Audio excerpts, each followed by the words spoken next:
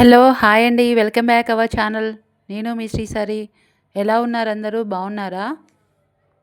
ఈరోజు ఈ వీడియో వచ్చేసి ఆలుతోటి ఆలు బజ్జీలు ఏ విధంగా వేసుకోవాలో చూపిస్తానండి. దానికి సంబంధించి ఆలుని తీసుకోవాలండి. ఆలు పైన ఉన్నటువంటి ఆ పొట్టుని మొత్తం తీసేయాలి. తర్వాత చిప్స్ చేసే దాంతోటి ఈ విధంగా పలచగా వచ్చే విధంగా తురుముకోవాలండి. ఆలు అన్నిటిని కూడా ఈ విధంగా చిప్స్ లాగా మొత్తాన్ని తురుముకోవాలి.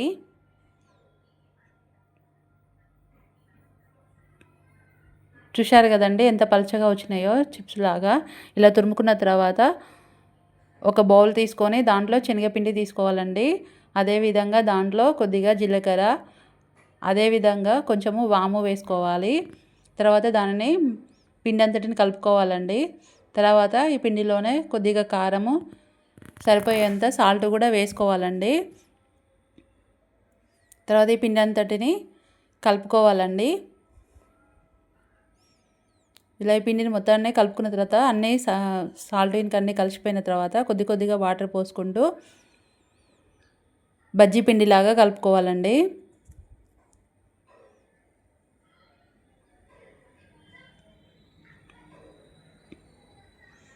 ఇలా మొత్తంని ఈ విధంగా బజ్జీ పిండి లాగా కలుపుకున్న తర్వాత మనం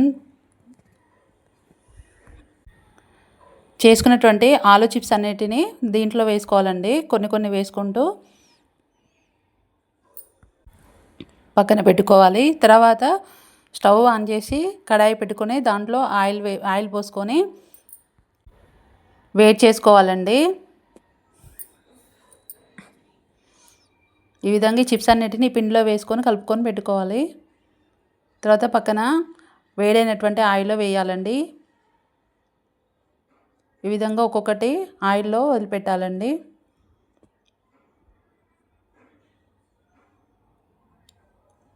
ఇలా ఒక్కొక్కటిగా వేసుకొని డీప్ ఫ్రై చేసుకోవాలి.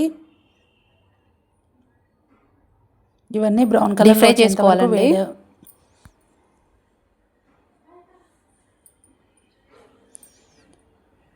ఈ విధంగా కలర్ మారిన తర్వాత వీటన్నిటిని ఒక ప్లేట్లోకి సర్వ్ చేసుకోవాలి. చూశారు కదండి, వీటన్నిటి ఒక ప్లేట్లోకి తీసుకోవాలి. చూశారు కదండి, వేడి వేడి ఆలు బజ్జీలు ఎలా తయారు చేసామో చూశారు కదా. మీరు కూడా ఒకసారి ఇంట్లో ట్రై చేయండి. ఎలా వచ్చిందో నాకు తెలియచేయండి. అదేవిధంగా ఈ ఛానల్ సబ్స్క్రైబ్ చేయడం మాత్రం మర్చిపోకండి.